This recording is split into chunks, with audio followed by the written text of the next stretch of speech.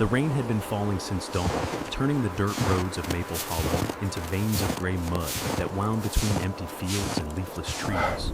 The town, forgotten by most maps, breathed in silence broken only by the occasional bark from a distant farm. At the far edge of the settlement stood an old wooden cabin, its porch crooked, its windows fogged with years of neglect.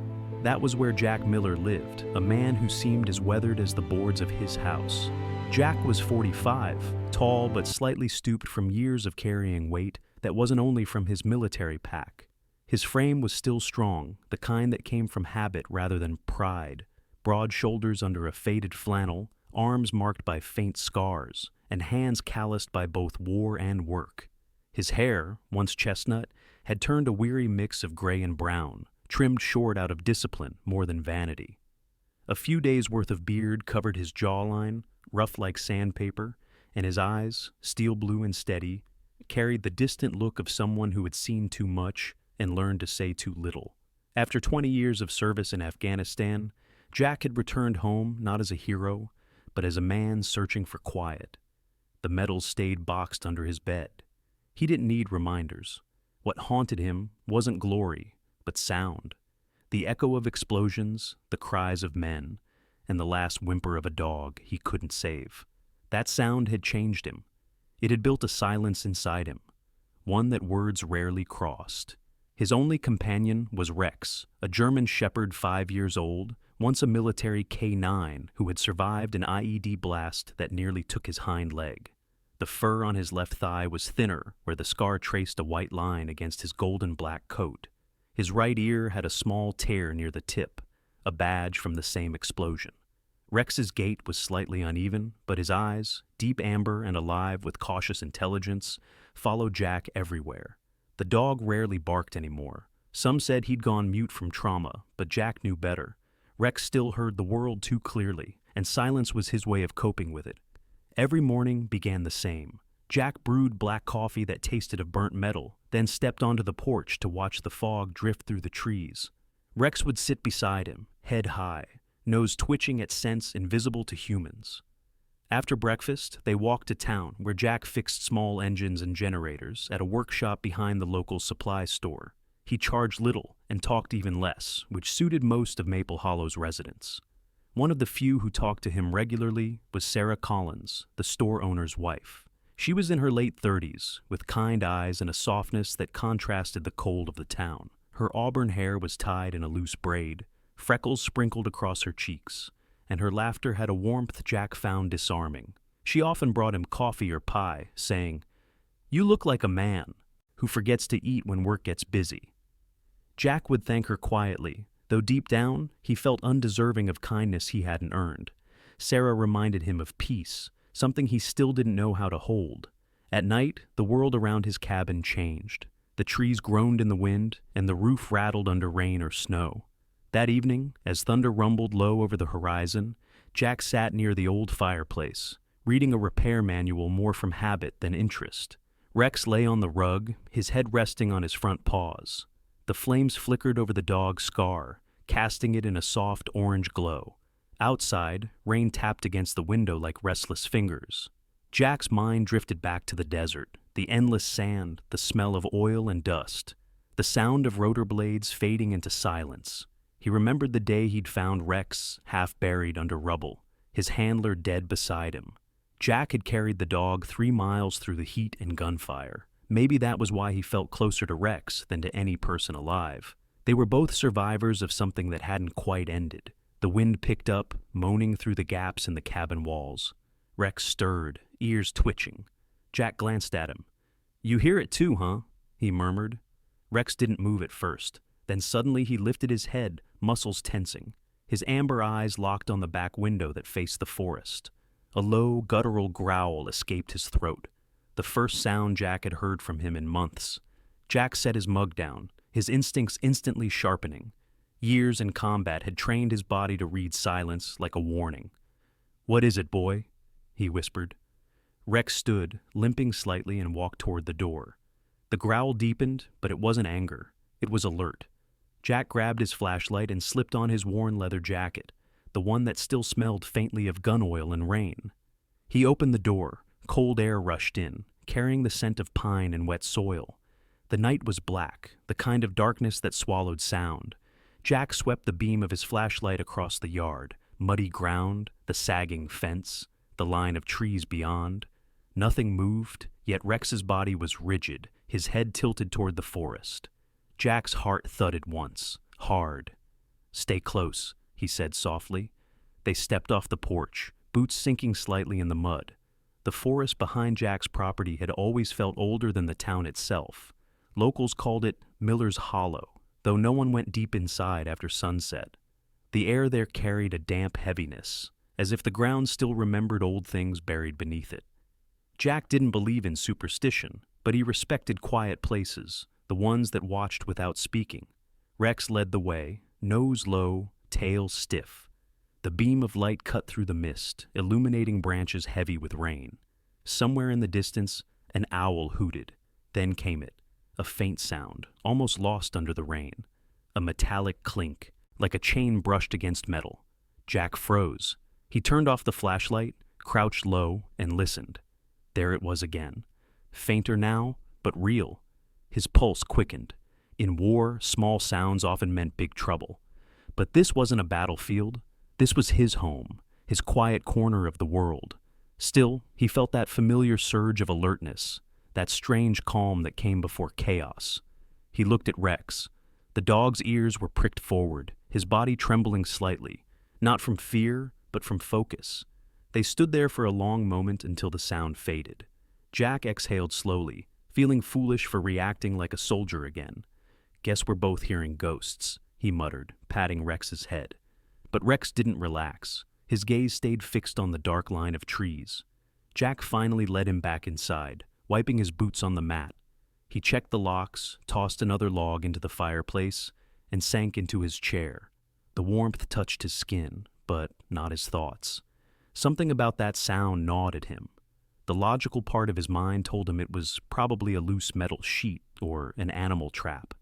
Yet the instinct, the one honed by years of survival, told him it was more than that. Rex lay down again, but didn't sleep. His eyes tracked the door, ears flicking at every gust of wind.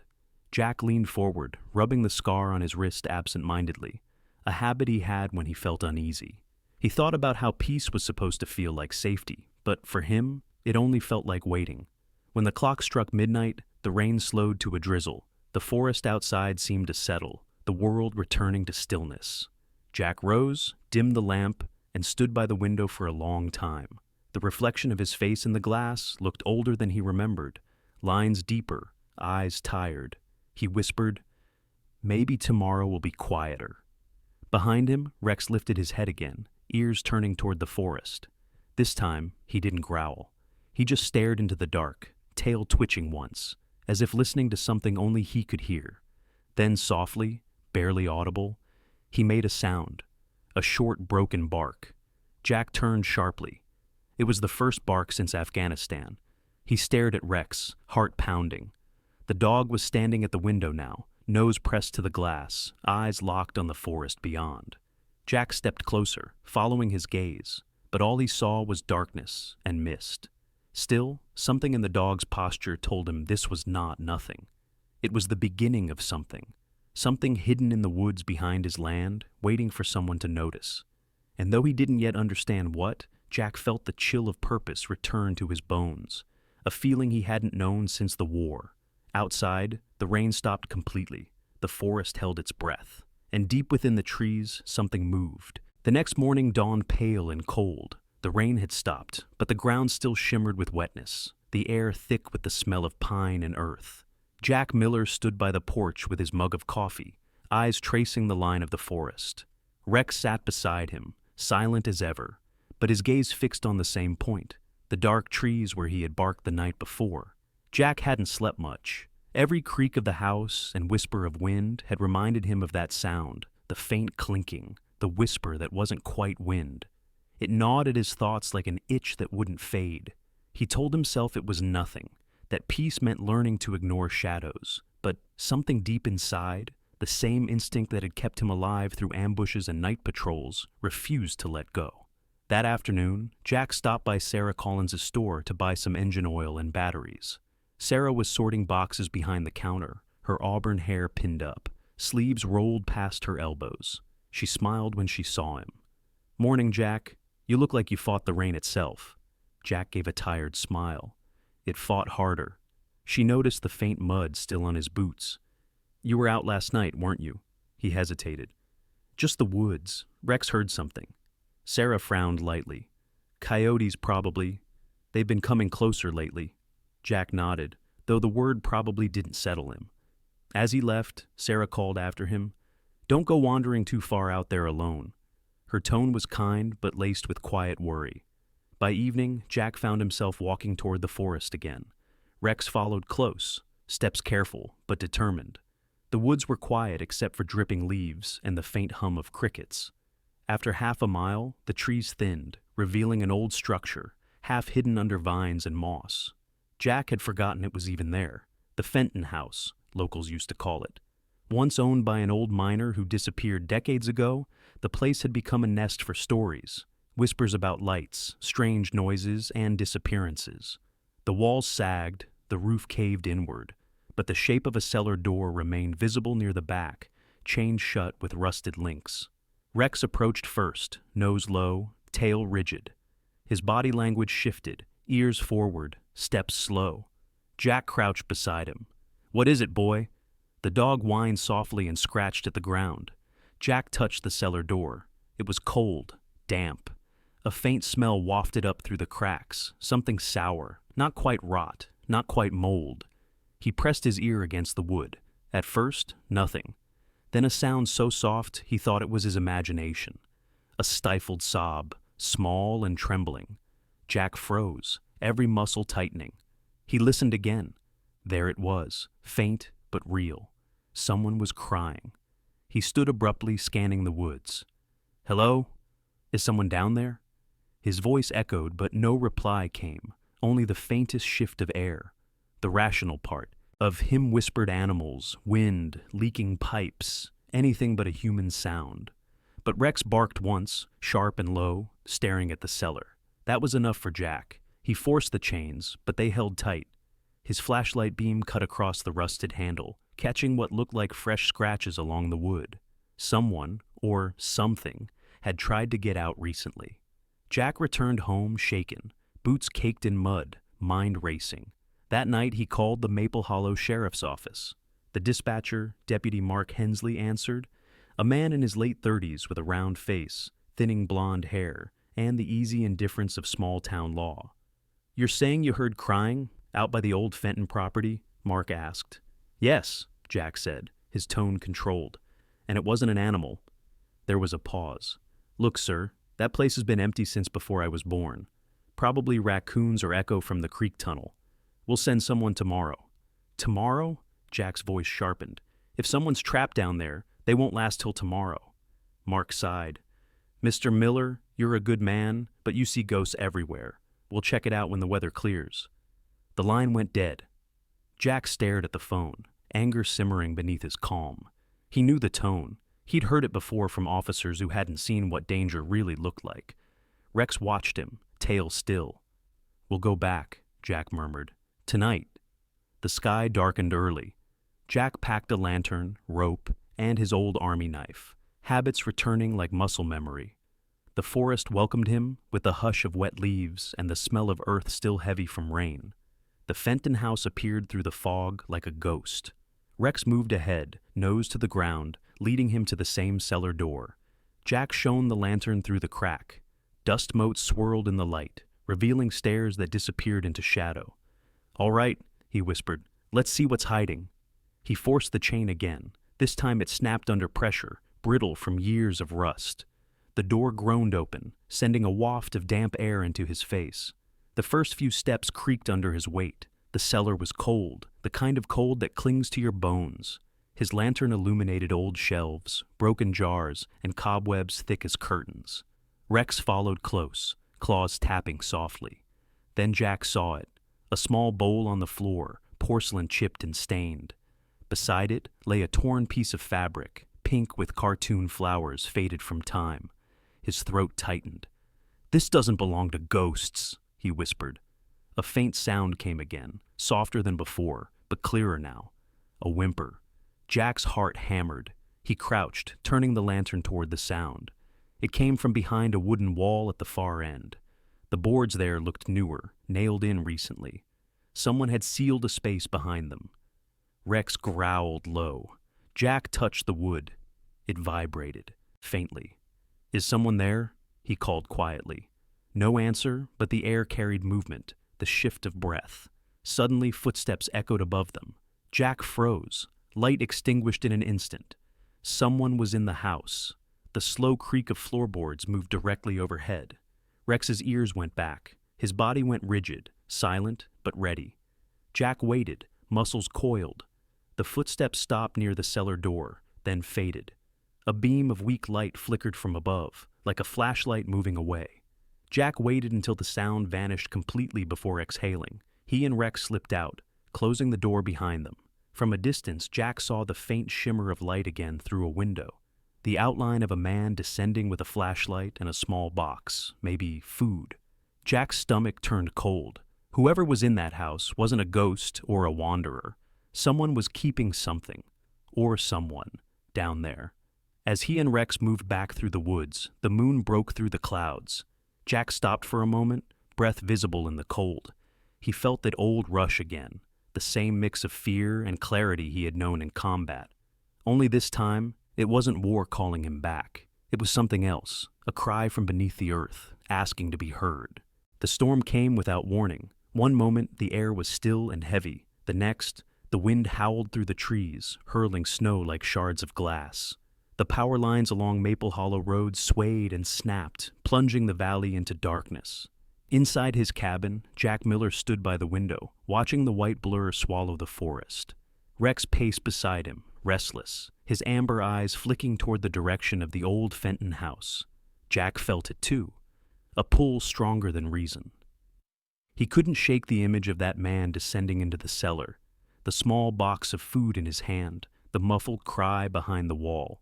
He had planned to go back in daylight, but daylight was gone, and the storm was only growing worse. Jack put on his heavy field jacket, the same one he had worn in Afghanistan. It was torn at the cuffs, the fabric faded, but it still carried warmth and memory. He slung a flashlight, a crowbar, and a coil of rope over his shoulder. "Come on, Rex," he said. The dog gave a low whine, then pressed his head against Jack's leg, as if in agreement. They stepped into the blizzard, snow crunching underfoot, the beam of the flashlight cutting a narrow path through the storm. The trek to the Fenton property should have taken 15 minutes. It took nearly 40. The path was half buried, the trees bending under the wind. Twice, Jack had to stop to catch his breath, lungs burning from the cold. Rex trotted ahead, his fur coated with frost, his breath visible in short bursts. When the dark outline of the abandoned house appeared through the snow, Jack felt both relief and dread. The door hung open slightly, snow drifting inside. Someone had been there recently. Jack pushed through the doorway, the air inside still warmer than the world outside. He turned off the flashlight and listened. From below came the faintest creak of movement, followed by the sound of chains. Jack's pulse quickened. He crept toward the cellar door, Rex close behind. The stairs groaned as he descended, lantern light flickering across the stone walls. At the far end of the cellar, the newer wooden boards he had seen before now had a gap near the bottom, fresh, as if someone had pried at it recently. Through the crack came a whisper, a child's voice. "Please, help!" Jack's breath caught. He dropped to one knee, shining his light through the hole. Two faces looked back at him, pale, dirty, eyes wide with fear. One was a boy, around 9, his dark hair matted and skin bruised. The other, a girl no older than 6, her blonde hair tangled, clutching a torn blanket. "It's okay," Jack whispered. "I'm here to get you out."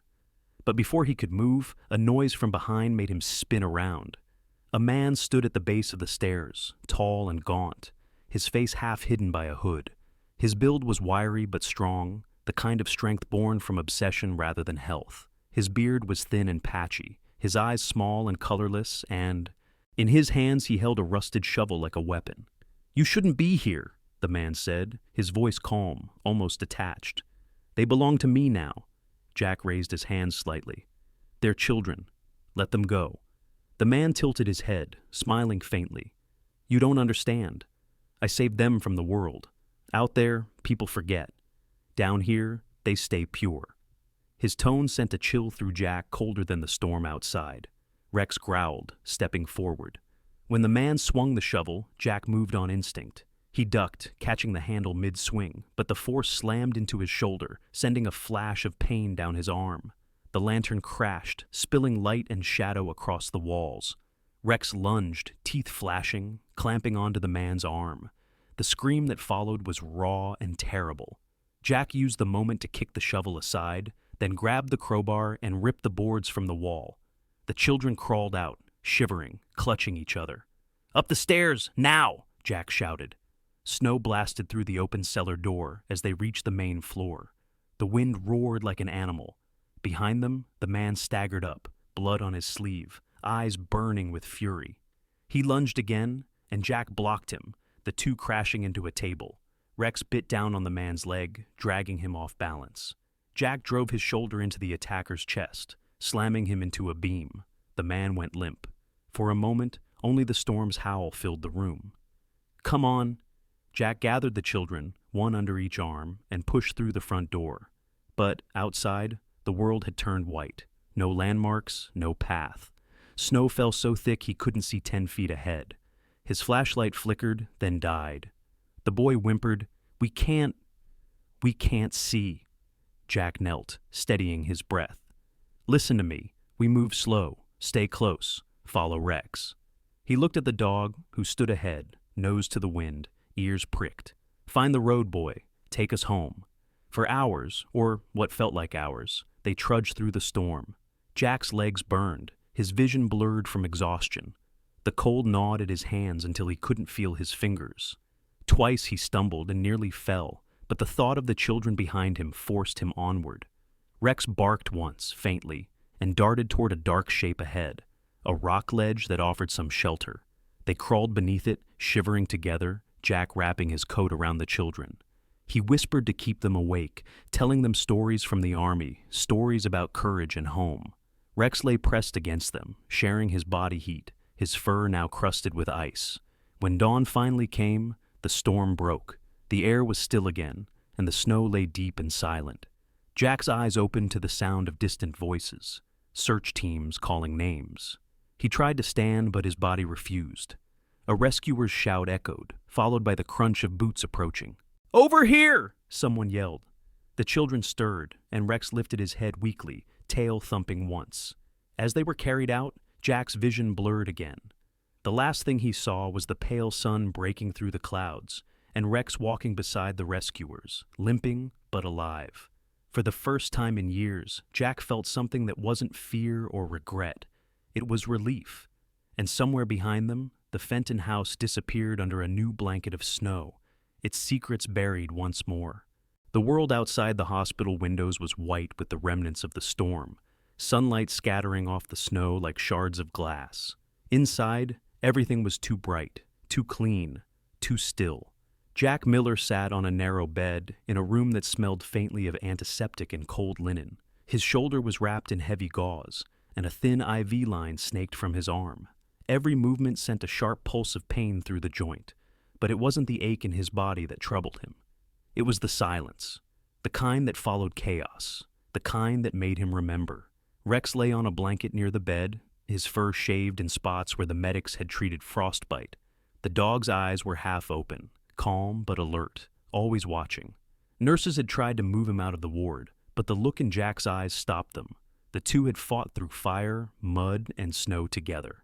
Separation wasn't an option now. The door opened quietly, and a woman entered carrying a folder against her chest. Dr. Emily Carter was in her mid-30s, tall and slender, her dark brown hair tied neatly at the back. Her skin had a natural olive tone that seemed warmer than the sterile light around her, and her eyes, soft gray with flecks of green, carried a kind of understanding that didn't need words. She wore little makeup, just the quiet confidence of someone who had seen pain before and learned to face it. "Mr. Miller," she said softly, her voice calm and low, "I'm Dr. Carter. I'm overseeing the children you rescued." Jack straightened slightly, his tone cautious but polite. "How are they?" Emily stepped closer, her expression shifting between professional focus and compassion. "They're stable, dehydrated, malnourished, but alive. They haven't spoken yet. They don't trust anyone, except your dog." Jack's gaze moved to Rex. "He's got that effect on people," he murmured. Emily smiled faintly. "Sometimes animals reach places people can't." She studied him for a moment before continuing. "I'd like to ask for your help. The children, Ethan and Lily, right, seem calmer when they see you nearby. Maybe if you and Rex spent some time with them, it could help with their recovery." Jack hesitated. Hospitals weren't his place. He wasn't good with words or comfort, but he remembered the fear in those children's eyes, the same kind of fear he'd seen in soldiers who'd survived too much. He nodded slowly. "All right, if it helps them." Later that afternoon, Jack walked into the pediatric wing. The walls were painted with fading murals of forests and blue skies, but the smell of disinfectant lingered underneath. The two children sat together on a hospital bed. Ethan's thin fingers clutched the edge of the blanket, his dark hair falling over his eyes, while Lily stared at the window, her face small and pale against the pillow. When Jack entered, they froze. Rex padded quietly beside him, tail low, ears now forward. The moment the dog appeared, Lily's lips parted slightly, a soundless breath of relief, and Ethan reached out hesitantly to touch Rex's fur. Jack crouched beside them, ignoring the pain in his shoulder. "Hey there," he said quietly. "You're safe now." Neither spoke, but their eyes, wide, hollow, searching, met his. It wasn't gratitude yet. It was disbelief, the fragile kind that breaks if you move too fast. Rex rested his head on the bed, and Lily's trembling hand found his neck. For the first time since the rescue, Jack felt something in his chest ease. Over the following days, Jack visited often. The doctors tried medication, but progress came only when Rex and Jack were there. The children began to sleep without waking in screams. Lily started humming softly when Rex lay beside her. Ethan spoke his first words on the 5th day. Simple ones, whispered to Jack. "You came back." Jack didn't correct him, though he didn't know what back meant. Maybe to them, he had come back from whatever nightmare they'd been trapped in. One evening, Jack found Emily sitting in the hallway outside the ward, reading through charts. The light from the window caught in her hair, turning it copper at the edges. She looked up when he approached. "You're good with them," she said. "Most people would have scared them off by now." Jack leaned against the wall, wincing slightly. "I don't talk much. Maybe that helps." Emily laughed softly. "Sometimes silence is what people need most." Her tone had the faintest tremor of something personal, something unspoken. Jack noticed the small silver locket she wore, half hidden by her collar. He didn't ask about it, but he saw how her hand brushed it when she was lost in thought. She noticed his glance and smiled faintly. "It was my brother's. He was a firefighter. Didn't make it back from a call 3 years ago." Jack's expression softened. "I'm sorry." "It's all right," she said quietly. "We all carry ghosts. Some just bark instead of haunt." Her eyes flicked to Rex, who lay at Jack's feet, ears twitching in his sleep. From that night on, their conversations came easier. They spoke about small things, coffee too bitter, the weather too cold, the strange comfort of shared silence. Jack hadn't realized how long it had been since he'd let someone in, far enough to see the edges of who he was. Emily didn't pry, didn't ask about the war. She only listened when he spoke, and somehow, that was enough. A week later, the hospital held a small press gathering. Reporters wanted photos of the hero veteran and his miracle dog, but Jack refused interviews. The only thing he agreed to was one quiet picture with Ethan, Lily, and Rex. The flash went off, and Lily, still shy, leaned against Rex's side, smiling faintly for the first time. As the crowd dispersed, Emily found Jack by the exit, his coat slung over one arm. "You could have taken the recognition," she said softly. "You deserve it." Jack shook his head. "I didn't do it for that." His eyes softened as he looked toward the children's room. "I just wanted them to know they're safe." Emily smiled, something warm and steady passing between them. "You've done more than that." She paused before adding, "Don't disappear when you leave, Jack. The world still needs men who don't run from the storm." That night, as the snow outside melted into quiet streams, Jack stood by Rex's side, watching the lights of the hospital fade behind them. For the first time in years, he didn't feel lost. He felt seen. Spring arrived late that year. The last of the snow melted into the soil, leaving behind a landscape of quiet rebirth. The hills outside Maple Hollow were green again, the air thick with the scent of wet grass and pine. Birds returned to the telephone wires, their chirping faint but hopeful. For the first time in many years, Jack Miller woke not to silence, but to the sound of laughter. His old garage, once filled with tools, broken engines, and the hum of solitary work, had been transformed. The wooden walls had been sanded and painted pale blue, sunlight pouring through large windows he'd built himself. A sign above the door read, "Rex's Haven." Beneath it, smaller letters carved by hand, "A refuge for those who need to heal." Inside, the space bustled with gentle life. 2 stray dogs rested in a corner crate. A calico cat slept on a blanket. And in the center, Ethan and Lily were brushing Rex's coat. The German shepherd, now fully recovered, lay stretched on the floor, tail thumping lazily. His fur shone golden in the morning light, and the scar on his leg, once raw and harsh, was now just a pale memory. Jack stood by the doorway, arms crossed, a faint smile softening his rugged features. Months of recovery had filled him out again. His shoulders were steady, his once sullen eyes now carried warmth instead of weariness. The deep lines on his face hadn't vanished, but they seemed less like scars and more like markers of a life reclaimed. Behind him, Emily Carter stepped into the room, carrying a tray with 2 mugs of coffee. Her dark hair, once tied up in hospital precision, now fell loosely over her shoulders. She wore jeans and a soft gray sweater, her usual calmness replaced by an easy warmth that only home could give. "You forgot breakfast again," she teased, handing him a mug. Jack accepted it with a half smile. "I was waiting for someone to remind me." She rolled her eyes, but her lips curved upward as she looked at the children. "They're different now," she said quietly. He followed her gaze. Ethan was taller, his posture no longer curled in fear. His hair was neatly trimmed, and there was a spark in his dark eyes when he spoke to Rex, his sentences still soft, but filled with life. Lily, barefoot and fearless, was laughing as Rex tried to lick the soap off her hands. "Kids heal faster than we think," Jack murmured. "They just need somewhere safe to start over." Emily looked at him for a long moment. "You gave them that." Jack shook his head. "We did." Later that afternoon, a familiar pickup truck rattled up the dirt road. Sarah Collins, the store owner's wife, stepped out carrying a box of supplies. She still had that same easy kindness, hair tied in a loose braid, cheeks flushed from the spring chill. "Thought I'd drop off those blankets you asked for," she said cheerfully, brushing dust off her jeans. "And maybe steal a cup of coffee while I'm here." Jack chuckled. "You know where the pot is." Sarah glanced around the newly renovated garage, eyes bright. "Jack Miller, I'll be damned. You've turned this old shed into a miracle." Her tone carried both pride and affection. "Emily, the kids, they're lucky to have you." Emily smiled shyly, brushing a strand of hair behind her ear. "It's a work in progress." Sarah nodded knowingly. "Aren't we all?" Then, kneeling to pet Rex, she whispered, "And you, old boy, look like you finally got your piece."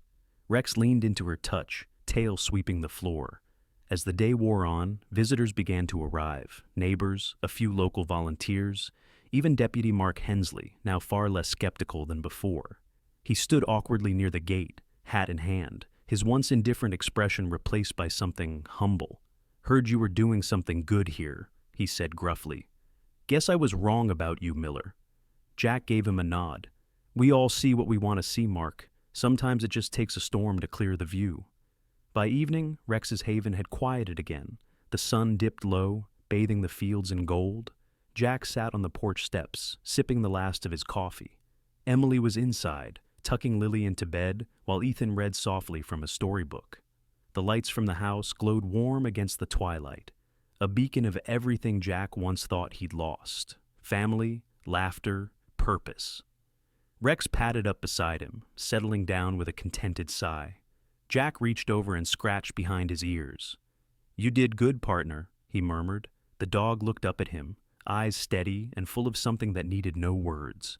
For a long time, they sat in silence, watching the horizon fade from gold to pink to violet. The world felt different now, not softer, but kinder. The kind of world worth staying for. Emily stepped out onto the porch, a blanket wrapped around her shoulders. She leaned against the railing beside him.